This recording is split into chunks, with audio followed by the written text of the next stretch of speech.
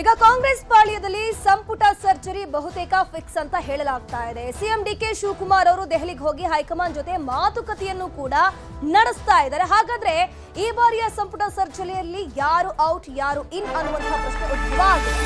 ಈಗ ದೆಹಲಿಯ ಅಂಗಳದಲ್ಲಿ ನಾಗೇಂದ್ರ ವಿಚಾರ ಚರ್ಚೆ ಆಗ್ತಾ ಇದೆ. ನಾಗೇಂದ್ರ ರಾಜೀನಾಮೆ ಕೊಡಬೇಕೋ ಬೇಡವೋ ಅನ್ನೋದ್ರ ಬಗ್ಗೆ ಚರ್ಚೆ ನಡೆಸಲಾಗಿದೆ. ರಾಹುಲ್ ಗಾಂಧಿ ಅವರನ್ನ ಭೇಟಿ ಮಾಡಿದ್ದಾರೆ ಸಿಎಂ ಡಿಕೆ ಶಿವಕುಮಾರ್ ಅವರು. ಭೇಟಿ ಮಾಡಿ ಚರ್ಚೆಯನ್ನು ಕೂಡ ನಡೆಸಿದ್ದಾರೆ. ರಾಹುಲ್ ಗಾಂಧಿ ಭೇಟಿ ಬಳಿಕ ಸಿಎಂ ಡಿಕೆ ಶಿವಕುಮಾರ್ ಅವರು ಹೇಳಿಕೆಯನ್ನು ಕೊಟ್ಟಿದ್ದಾರೆ. ರಾಹುಲ್ ಗಾಂಧಿ ಬಳಿ ಎಲ್ಲವನ್ನು ಕೂಡ ನಾನು ಚರ್ಚೆಯನ್ನು ಮಾಡಿದ್ದೀನಿ, ಹೈಕಮಾಂಡ್ ಮುಂದೆ ವಾಸ್ತವಾಂಶವನ್ನ ಹೇಳಿದ್ದೀನಿ. ನಾಗೇಂದ್ರ ಪಕ್ಷದ ಆಸ್ತಿಯವರು, 4 ಬಾರಿ ಅವರು ಆಯ್ಕೆಯಾಗಿದ್ದಾರೆ. ಪಕ್ಷದ ಹಿತಕ್ಕಾಗಿ ಕೂಡ ಎಲ್ಲಾ ತ್ಯಾಗಕ್ಕೂ ನಾಗೇಂದ್ರ ಕೂಡ ಸಿದ್ಧರಾಗಿದ್ದಾರೆ ಅನ್ನುವಂಥ ಮಾತನ್ನ ಹೇಳಿರೋದು. ಹೈಕಮಾಂಡ್ ಎಲ್ಲ ನಿರ್ಧಾರವನ್ನು ತೆಗೆದುಕೊಳ್ಳುತ್ತೆ, ವಿಪಕ್ಷಗಳ ಒತ್ತಡಕ್ಕೆ ಮಾಡಿಸುವಂತಹ ಸಮಯ ಬಂದಿಲ್ಲ ಅಂತ ಇಲ್ಲಿ ಡಿಕೆ ಶಿವಕುಮಾರ್ ಹೇಳಿಕೆಯನ್ನು ಕೊಟ್ಟಿರುವುದು. ನಾಗೇಂದ್ರ ವಿರುದ್ಧ ಯಾವುದೇ ಸಾಕ್ಷ್ಯಗಳಿಲ್ಲ ಅಂತ ಹೇಳ್ಕೊಂಡು ಸಿಎಂ ಡಿಕೆ ಶಿವಕುಮಾರ್ ಅವರು ನಾಗೇಂದ್ರ ಅವರನ್ನ ಸಮರ್ಥನೆ ಮಾಡಿಕೊಂಡಿದ್ದಾರೆ. ಎಸ್ಟಿ ಸ್ಥಾನಗಳನ್ನು ನಾವು ಹೆಚ್ಚು ಸಂಖ್ಯೆಯಲ್ಲಿ ಗೆದ್ದಿದ್ದೀವಿ ಅಂತ ಹೇಳ್ಕೊಂಡು ಬಿಜೆಪಿಗರು ಹೀಗೆ ಮಾಡ್ತಾ ಇದ್ದಾರೆ. ಸುಮ್ಮನೆ ಬಿಜೆಪಿಯವರು ಮಾತನಾಡ್ತಾನೆ ಇರ್ತಾರೆ, ಚರ್ಚೆಗೆ ಸಿದ್ಧ ಇಲ್ಲ. ಬೋವಿ ಹಗರಣ ಸೇರಿ ಹಲವು ಕೇಸ್ಗಳು ಅವ್ರ ಮೇಲಿದೆ, ಅದಕ್ಕೆ ಭಯದಲ್ಲಿ ಚರ್ಚೆ ಮಾಡೋಕ್ ಬರುದಿಲ್ಲ ಅಂತ ಹೇಳ್ಕೊಂಡು ಬಿಜೆಪಿಯವರ ಮೇಲೆ ಸಿಎಂ ಡಿಕೆ ಶಿವಕುಮಾರ್ ಅವರು ಕಿಡಿಕಾರಿದ್ದಾರೆ. ಅವರು ಪಾರ್ಟಿಗೆ ವೆರಿ ಲಾಯಲ್ ಕಾಂಗ್ರೆಸ್ ಲೀಡರ್. ನಮ್ಮ ಪಕ್ಷಕ್ಕೆ ಆತ ಒಂದು ದೊಡ್ಡ ಆಸ್ತಿ. 4 ಬಾರಿ ಅಸೆಂಬ್ಲಿ ಗೆದ್ದಿದ್ದಾರೆ. ಅವ್ರದ್ದೇನು ತಪ್ಪಿಲ್ಲ ಅನ್ನೋದು ನಮ್ಗೆಲ್ಲ ಗೊತ್ತಿದೆ. ಆದ್ರೆ ಬಿಜೆಪಿ ರಾಜಕಾರಣ ಮಾಡ್ತಾ ಇದ್ದಾರೆ. ಪಕ್ಷದ ಹಿತಕ್ಕೆ ಎಲ್ಲದಕ್ಕೂ ತ್ಯಾಗ ಕೂಡ ಅವರು ಸಿದ್ಧರಾಗಿದ್ದಾರೆ. ಅದು ಅವತ್ತೇ ನಮ್ಗೆ ಹೇಳಿದ್ದಾರೆ, ಹಿಂದೇನೂ ಕೂಡ ಮಾಡಿದ್ದಾರೆ. ನಾವು ಪಕ್ಷ ನೋಡಿ ಚರ್ಚೆ ಮಾಡಿ ತೀರ್ಮಾನವನ್ನು ಮಾಡ್ತೇವೆ. ಈಗೇನಿಲ್ಲ, ಕೆಲವು ವಾಸ್ತವಾಂಶ ಏನ್ ನಡೆದಿದೆ ಅಂತ ಹೇಳಿದ್ದೇನೆ ನಾನು, ಎಲ್ಲ ವಿವರಣೆಯನ್ನ ಮಾಡಿದ್ದೇನೆ. ಅವರೆಲ್ಲ ಮತ್ತಿಂದ ನಾನು ಕೆಲವ್ರ ಹತ್ರ ಎಲ್ಲ ಮಾತಾಡ್ತೀವಿ. ಪ್ರಕರಣ ಇಲ್ಲ ರೀ, ಪ್ರಕರಣ ಇಲ್ಲ. ಪ್ರಕರಣ ಬಿಜೆಪಿ ಅವ್ರ ಪ್ರಕರಣ ಅಷ್ಟೇ. An issue without an issue, it is an issue without an issue. ಮಣಿ ಅಂತ ಸಂದರ್ಭ ಏನು ಅವಶ್ಯಕತೆ ಬರಲಿಲ್ಲ. ನಾವು ಅದನ್ನ ಎಲ್ಲರಿಗೂ ಗೊತ್ತಾಗಿದೆ, ಮಂದಟ್ ಮಾಡ್ತೀವಿ ಏನಿದೆ ಅಂತ ಅಂದ್ಬಿಟ್ಟು ಎಲ್ಲ ಮಂದಟ್. ಈಗ ಸೆಂಟ್ರಲ್ ಮಿನಿಸ್ಟರ್ಸ್ ಮೇಲಿಲ್ವಾ ಕೇಸು? ಬೇರೆ ರಾಜ್ಯದ ಮುಖ್ಯಮಂತ್ರಿಗಳ ಮೇಲಿಲ್ವಾ? ಮಂತ್ರಿಗಳ ಮೇಲೆ ಕೇಸ್ ಇಲ್ವಾ? ಇವ್ರ ಮೇಲೆ ಇಲ್ದೆ ಏನಾದ್ರು ಕೇಸ್ ಇದ್ದು ನಡೀತಾ ಇದ್ರು ಬರಲ್ಲ. ಏನ್ ಇಲ್ದೆ ಹೋದ್ ಕೇಸ್ ನ ಹಾಕೋರೆ. 89 ಕೋಟಿ ಸೀಸ್ ಮಾಡವ್ರೆ. ಅವನತ್ರ ₹1 ಸೀಸ್ ಮಾಡಿದ್ರು. ಅವ್ನ ದಾಖಲೆ ಇಲ್ಲ, ಎಲ್ಲೂ ಒಂದ್ ಪೇಪರ್ ಇಲ್ಲ, ಯಾವ್ದಕ್ಕೂ ಒಂದು ಆರ್ಡರ್ ಇಲ್ಲ. ಸುಮ್ನೆ ಪಾಪ ಒಬ್ಬ ಅವ್ರ ಲೀಡರ್ನ ಸೋಲ್ಸ್ಬಿಟ್ಟು ಅಂತ ಹೇಳಿ ಸುಮಾರು 17 ಸೀಟ್ ಗೆದ್ದಿದೀವಿ ಅಂದ್ಬಿಟ್ಟು, ಎಸ್ಟಿ ಸೀಟ್ಸ್ ಎಲ್ಲ ನಾವೇ ಗೆದ್ದು ಬಿಟ್ಟಿದೀವಿ ಅಂತ ಪಾಪ ಅವ್ರ ಕೈಲಿ ಬಿಜೆಪಿ ಅವ್ರಿಗೂ ತರ್ಪಕ್ ಆಗ್ತಾ ಇಲ್ಲ. ಅದಕ್ಕೆ ಏನೋ ಒಂದು ಫುಟ್ ಪ್ರಿಂಟ್ ಮಾಡೋ ಅಂತ ಪ್ರಯತ್ನ ಮಾಡ್ತಾರೆ. ಅದೇನು ಅನುಕೂಲ ಆಗಲ್ಲ. ನನ್ನ ಪಕ್ಷಕ್ಕೆ ಏನೇನ್ ಬೇಕು ಎಲ್ಲ ಚರ್ಚೆ ಮಾಡಿರ್ತೀವಿ. ನಿಮ್ಮನ್ನು ಹೆಂಗೆ ನಾವು ವಿಶ್ವಾಸಕ್ಕೆ ತಗೋಬೇಕು. ಸಿಎಂ ಡಿಕೆ ಶಿವಕುಮಾರ್ ಅವರ ಹೇಳಿಕೆಯನ್ನು ನೋಡ್ತಾ ಹೋಗೋದಾದ್ರೆ ಸಚಿವ ನಾಗೇಂದ್ರ ಅವರ ರಾಜೀನಾಮೆ ಸನ್ನಿಹಿತ ಆಗ್ತಾ ಇದೆ ಅನ್ನುವಂಥದ್ದು ಗೊತ್ತಾಗ್ತಾ ಇದೆ. ಹಾಗಾದ್ರೆ ನಾಗೇಂದ್ರ ರಾಜೀನಾಮೆ ಕೊಟ್ರೆ ಅನ್ನಪೂರ್ಣಗೆ ಚಾನ್ಸ್ ಸಿಗತ್ತಾ? ಮಿನಿಸ್ಟರ್ ಆಗಲಿದ್ದಾರಂತೆ ಅನ್ನಪೂರ್ಣ ತುಕಾರಾಂ. ಸಂಡೂರು ಶಾಸಕಿ ಅನ್ನಪೂರ್ಣ ತುಕಾರಾಂ ಅವರಿಗೆ ಮಹಿಳಾ ಕೋಟಾದಲ್ಲಿ ಸಚಿವ ಸ್ಥಾನವನ್ನ ಕೊಡೋದು ಬಾಕಿ ಇದೆ. ಸೊ ಹಾಗಾಗಿ ಅನ್ನಪೂರ್ಣ ತುಕಾರಾಂಗೆ ಸಿಗತ್ತೆ ಅಂತ ಹೇಳಲಾಗ್ತಾ ಇದೆ. ವಾಲ್ಮೀಕಿ ಕೋಟಾ, ಬಳ್ಳಾರಿ ಕೋಟಾದ ಅಡಿಯಲ್ಲಿ ಮಿನಿಸ್ಟರ್ ಪಟ್ಟವನ್ನ ಗಿಟ್ಟಿಸಲಿದ್ದಾರೆ ಅಂತ ಮಾಹಿತಿಗಳು ಲಭ್ಯ ಆಗ್ತಾ ಇದೆ. ಮಹಿಳಾ ಕೋಟಾದಡಿ ಮಂತ್ರಿ ಮಾಡುವಂತಹ ಸಾಧ್ಯತೆ ಇದೆ ಅನ್ನಪೂರ್ಣ ತುಕಾರಾಂ ಅವರನ್ನ. ಇವರು ಕೂಡ ಸಾಕಷ್ಟು ಪ್ರಬಲ ನಾಯಕಿ ಆ ಭಾಗದಲ್ಲಿ.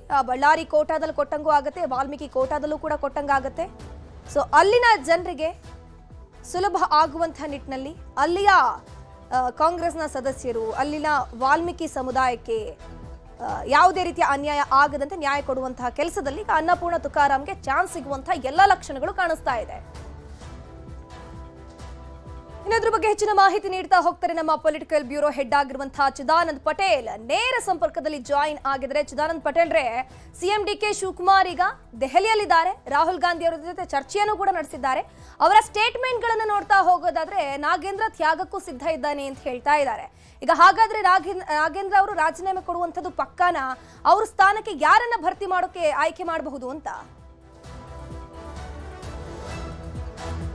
ಧನುಶ್ರೀ, ಕರ್ನಾಟಕದ ಮುಖ್ಯಮಂತ್ರಿ ಡಿ.ಕೆ. ಶಿವಕುಮಾರ್ ಅವರು ಇವತ್ತು ಜನಪತ್ 10 ನಲ್ಲಿ ಲೋಕಸಭೆ ವಿಪಕ್ಷ ನಾಯಕ ಮತ್ತು ಕಾಂಗ್ರೆಸ್ ನಾಯಕ ಆಗಿರ್ತಕ್ಕಂಥ ರಾಹುಲ್ ಗಾಂಧಿ ಅವರನ್ನ ಭೇಟಿಯಾದರು. ಭೇಟಿಯಾದ ಸಂದರ್ಭದಲ್ಲಿ ಸುಮಾರು 1 ಗಂಟೆಗೂ ಹೆಚ್ಚು ಸಮಯ ರಾಹುಲ್ ಗಾಂಧಿ ಜೊತೆ ಚರ್ಚೆಯನ್ನು ನಡೆಸಿದರು. ಪ್ರಸಕ್ತ ರಾಜಕೀಯ ವಿದ್ಯಮಾನಗಳಿಗಿಂತಲೂ ಪ್ರಮುಖವಾಗಿ ಈಗಾಗಲೇ ವಾಲ್ಮೀಕಿ ಹಗರಣದ ಭ್ರಷ್ಟಾಚಾರದ ಆರೋಪ ಹೊತ್ತಿರತಕ್ಕಂಥ ನಾಗೇಂದ್ರ ಅವರ ರಾಜೀನಾಮೆಗೆ ಒತ್ತಾಯಿಸಿ ಭಾರತೀಯ ಜನತಾ ಪಕ್ಷ ನಿರಂತರವಾಗಿ ಸದನದಲ್ಲಿ ಹೋರಾಟವನ್ನು ಹಮ್ಮಿಕೊಳ್ತು. ಇದರ ಕಾರಣಕ್ಕಾಗಿ ಎಲ್ಲೊಂದು ಕಡೆ ಸದನವನ್ನೇ ಅರ್ಧಕ್ಕೆ ಮೊಟಕುಗೊಳಿಸುವಂತಹ ಅನಿವಾರ್ಯ ಸ್ಥಿತಿ ಕೂಡ ಎದುರಾಯಿತು. ಈ ಎಲ್ಲ ಬೆಳವಣಿಗೆ ನಡುವೆ ಇದೀಗ ಭಾರತೀಯ ಜನತಾ ಪಕ್ಷ ಜೆಡಿಎಸ್ ಜೊತೆ ಜಂಟಿಯಾಗಿ ಪಾದಯಾತ್ರೆಯನ್ನು ಕೂಡ ಹಮ್ಮಿಕೊಂಡಿರ್ತಕ್ಕಂಥದ್ದು. ಸುಮಾರು 190 ಕಿಲೋಮೀಟರ್ ಪಾದಯಾತ್ರೆಯನ್ನು ಹಮ್ಮಿಕೊಂಡಿರ್ತಕ್ಕಂಥದ್ದು ಮತ್ತು ಜನಜಾಗೃತಿ ಮಾಡಲಿಕ್ಕೂ ಕೂಡ ಮುಂದಾಗಿರ್ತಕ್ಕಂಥದ್ದು.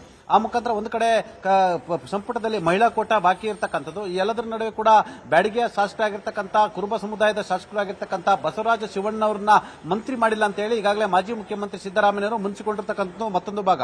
ಮತ್ತೊಂದು ಕಡೆ ಎಲ್ಲೊಂದು ಕಡೆ ಕೇಂದ್ರ ಸಂಸದೀಯ ವ್ಯವಹಾರ ಸಚಿವ ಕಿರಣ್ ರಿಜಿಜು ಅವರು ಕಳೆದ ಬಾರಿ ಲೋಕಸಭೆಯಲ್ಲೇ ಎಲ್ಲೊಂದು ಕಡೆ ಕರ್ನಾಟಕದಲ್ಲಿ ಮಹಿಳೆಯರಿಗೆ ಆದ್ಯತೆ ಇಲ್ಲ ಮತ್ತು ಮಹಿಳಾ ಮಂತ್ರಿಯನ್ನ ಮಾಡಿಲ್ಲ ಅಂತ ಹೇಳಿ ಕರ್ನಾಟಕ ಸರ್ಕಾರದ ನೀತಿಯ ವಿರುದ್ಧ ಮತ್ತು ಮಹಿಳಾ ಸಚಿವೆಯನ್ನ ಸಂಪುಟಕ್ಕೆ ತೆಗೆದುಕೊಳ್ಳದೇ ಇರುವುದಕ್ಕೆ ಎಲ್ಲೊಂದು ಕಡೆ ಟೀಕೆ ಮತ್ತು ವ್ಯಂಗ್ಯಾತ್ಮಕವಾಗಿ ಮಾತನಾಡಿದರು. ಈ ಎಲ್ಲ ಬೆಳವಣಿಗೆ ನಡುವೆ ಈಗಾಗಲೇ ಸಂಪುಟಕ್ಕೆ ಮುಖ್ಯಮಂತ್ರಿ ಡಿ.ಕೆ. ಶಿವಕುಮಾರ್ ಅವರು ಮಿನಿ ಸರ್ಜರಿ ಮಾಡಲಿಕ್ಕೆ ಮುಂದಾಗಿರ್ತಕ್ಕಂಥದ್ದು. ರಾಹುಲ್ ಗಾಂಧಿ ಜೊತೆ ನಾಗೇಂದ್ರ ಅವರ ರಾಜೀನಾಮೆ ವಿಚಾರ, ಬಿಜೆಪಿ ಹೋರಾಟ ವಿಚಾರ, ಈಗಾಗಲೇ ಲೋಕಭವನದಿಂದ ರಾಜ್ಯಪಾಲರು ಕ್ಯಾಬಿನೆಟ್ ಒಪ್ಪಿಗೆಯನ್ನು ಕೇಳಲಿಕ್ಕೆ ಪ್ರಾಸಿಕ್ಯೂಷನ್ಗೆ ಅನುಮತಿಯನ್ನ ಕೊಡಿ ಅಂತೇಳಿ ಈಗಾಗಲೇ ಕ್ಯಾಬಿನೆಟ್ ಒಪ್ಪಿಗೆಗೆ ಪತ್ರವನ್ನು ಬರೆದಿರ್ತಕ್ಕಂಥದ್ದು. ಈಗಾಗಲೇ ಸರ್ಕಾರಕ್ಕೂ ಕೂಡ ಇದು ಇಕ್ಕಟ್ಟಾಗಿರ್ತಕ್ಕಂಥದ್ದು. ಒಂದು ವೇಳೆ ಸರ್ಕಾರ ಪ್ರಾಸಿಕ್ಯೂಷನ್ಗೆ ಅನುಮತಿ ಕೊಡಲಿ ಅಥವಾ ಬಿಡಲಿ, ರಾಜ್ಯಪಾಲರು ಎಲ್ಲೊಂದು ಕಡೆ ಸಿಬಿಐಗೆ ಪ್ರಾಸಿಕ್ಯೂಷನ್ಗೆ ಅನುಮತಿ ಕೊಡುವ ಸಾಧ್ಯತೆ ಇದೆ ಅಂತ ಹೇಳಲಾಗ್ತಿದೆ. ಎಲ್ಲೊಂದು ಕಡೆ ಈಗಾಗಲೇ ದೋಷಾರೋಪ ಪಟ್ಟಿ ಸಲ್ಲಿಕೆ ಆಗಿದ್ರಿಂದ, ಚಾರ್ಜ್ ಶೀಟ್ ಕೂಡ ಆಗಿದ್ರಿಂದ ಎಲ್ಲೊಂದು ಕಡೆ ಕೋರ್ಟ್ನಲ್ಲಿ ತನ್ನ ಹೇಳಿಕೆಯನ್ನ ನಾಗೇಂದ್ರ ಅವರು ದಾಖಲು ಮಾಡಬೇಕು ಅಥವಾ ಎಲ್ಲೊಂದು ಕಡೆ ಸಹಕರಿಸಿದರೆ ಹೆಚ್ಚಿನ ವಿಚಾರಣೆಗಾಗಿ ಎಲ್ಲೊಂದು ಕಡೆ ಸಿಬಿಐ ಅವರನ್ನ ಬಂಧಿಸುವ ಸಾಧ್ಯತೆ ಕೂಡ ಇರುವಂತದ್ದು. ಈ ಎಲ್ಲ ಬೆಳವಣಿಗೆ ಬಗ್ಗೆ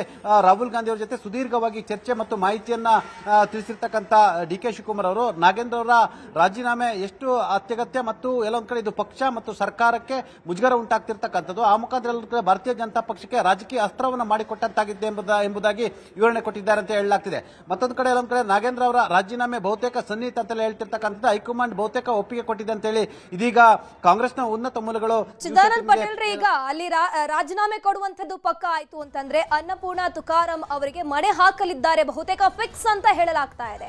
ಒಂದ್ ಕಡೆ ಸಿದ್ದರಾಮಯ್ಯನವರು ಬಸವರಾಜ ಶಿವಣ್ಣನವರಿಗೆ ಕೊಡಬೇಕು ಅಂತ ಹೇಳ್ತಾ ಇದ್ರೆ, ಒಂದ್ ಕಡೆ ಮಹಿಳಾ ಕೋಟದಡಿ ಯಾವುದೇ ಸಚಿವೆಯನ್ನ ಆಯ್ಕೆ ಮಾಡಿಲ್ಲ ಇನ್ನೂ ಕೂಡ. ಹಾಗಾದ್ರೆ ಅನ್ನಪೂರ್ಣ ತುಕಾರಾಂ ಅವರೇ ಫಿಕ್ಸ್ ಹಾಗಾದ್ರೆ ಈ ಸ್ಥಾನಕ್ಕೆ ಅಂತ?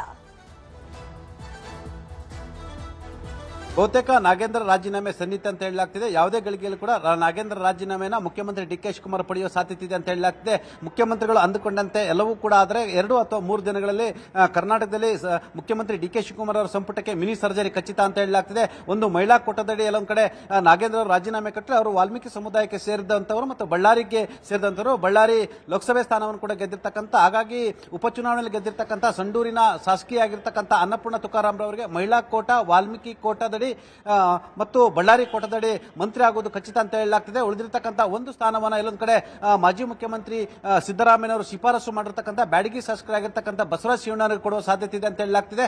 ಈಗಾಗಲೇ ಹೈಕಮಾಂಡ್ ಜೊತೆ ಈಗ ಸಂಪೂರ್ಣವಾಗಿ ಮಾತುಕತೆ ನಡೆಸಿರ್ತಕ್ಕಂಥ ಡಿ.ಕೆ. ಶಿವಕುಮಾರ್ ಅವರು ನಾಗೇಂದ್ರ ರಾಜೀನಾಮೆಗೆ ಬಹುತೇಕ ಹೈಕಮಾಂಡ್ ಕೂಡ ಒಪ್ಪಿದೆ ಅಂತ ಹೇಳಲಾಗ್ತಿದೆ. ಈಗಾಗಲೇ ಮುಖ್ಯಮಂತ್ರಿ ಡಿ.ಕೆ. ಶಿವಕುಮಾರ್ ಅವರು ನಾಗೇಂದ್ರ ಜೊತೆ ಚರ್ಚೆ ಮಾಡುವ ಸಾಧ್ಯತೆ ಇದೆ ಅಂತ ಹೇಳಲಾಗ್ತಿದೆ. ಒಟ್ಟಾರೆ ನಾಗೇಂದ್ರ ಅವರ ರಾಜೀನಾಮೆ ಸನ್ನಿಹಿತ ಆಗಿರ್ತಕ್ಕಂಥದ್ದು. ನಾಗೇಂದ್ರ ಅವರ ರಾಜೀನಾಮೆ ಕೊಟ್ಟ ಬಳಿಕ ಎಲ್ಲೊಂದು ಕಡೆ ಅನ್ನಪೂರ್ಣ ತುಕಾರಾಂ ಅವರನ್ನ ಮಹಿಳಾ ಕೋಟದಲ್ಲಿ ಮಹಿಳಾ ಮತ್ತು ಮಕ್ಕಳ ಕಲ್ಯಾಣ ಇಲಾಖೆ ಸಚಿವರಾಗಿ ಎಲ್ಲೊಂದು ಕಡೆ ಅವರಿಗೆ ಅವಕಾಶ ಕೊಡುವ ಸಾಧ್ಯತೆ ಇದೆ ಅಂತ ಹೇಳಲಾಗ್ತಿದೆ. ನಂತರ ಬ್ಯಾಡಗಿ ಶಾಸಕರಾಗಿರ್ತಕ್ಕಂಥ ಬಸವರಾಜ ಶಿವಣ್ಣ ಅವರು ಕೂಡ ಅವಕಾಶ ಕಲ್ಪಿಸುವ ಸಾಧ್ಯತೆ ಇದೆ ಅಂತ ಹೇಳಲಾಗ್ತಿದೆ. ಇನ್ನು 2 ಅಥವಾ 3 ದಿನಗಳಲ್ಲಿ ಮುಖ್ಯಮಂತ್ರಿ ಡಿ.ಕೆ. ಶಿವಕುಮಾರ್ ಅವರ ಸಂಪುಟಕ್ಕೆ ಮಿನಿ ಸರ್ಜರಿಯನ್ನು ನಡೆಸಲಾಗ್ತಿರ್ತಕ್ಕಂಥದ್ದು ಮತ್ತು ಸಂಪುಟ ಮಿನಿ ಸರ್ಜರಿಗೆ ಸಂಬಂಧಪಟ್ಟಾಗೆ ಮುಹೂರ್ತ ಕೂಡ ಫಿಕ್ಸ್ ಆಗಲಿರ್ತಕ್ಕಂಥದ್ದು. ಒಂದು ಕಡೆ ಅನ್ನಪೂರ್ಣ ತುಕಾರಾಂ ಹೆಸರು ಮತ್ತು ಬ್ಯಾಡಗಿ ಶಿವಣ್ಣನ ಹೆಸರು ಇದೀಗ ಮುನ್ನೆಲೆಗೆ ಬಂದಿರತಕ್ಕಂಥದ್ದು. ಧನುಶ್ರೀ, ಥ್ಯಾಂಕ್ ಯು ಚಿದಾನಂದ ಪಟೇಲ್ ರೇ. ತಮ್ಮೆಲ್ಲ ಮಾಹಿತಿಗಾಗಿ ಕಾದ್ ನೋಡಬೇಕು ಕಾಂಗ್ರೆಸ್ ಪಾಳೆಯಲ್ಲಿ ಮುಂದಿನ ದಿನಗಳಲ್ಲಿ ಏನೆಲ್ಲ ಬೆಳವಣಿಗೆಗಳು ಆಗತ್ತೆ ಅಂತ.